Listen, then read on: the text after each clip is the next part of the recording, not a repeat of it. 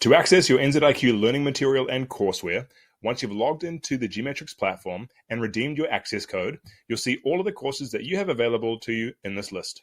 You can select one you'd like to start, click Start, and this is what your course will look like. You have flashcards, memory game, quizzes to get used to all the jargon that's used inside of the courses, or you can go ahead and skip straight to Domain 1, which I recommend, and Lesson 1.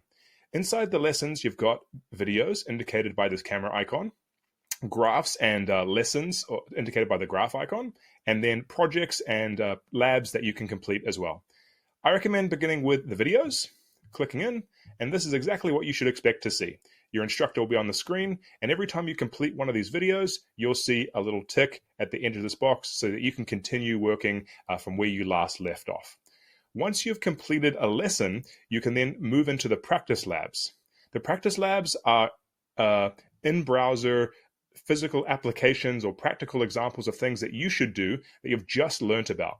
So as you can see here, it's a very short little module, and I'm asked to do a task inside of the document itself, and we would have just worked through this with Marie.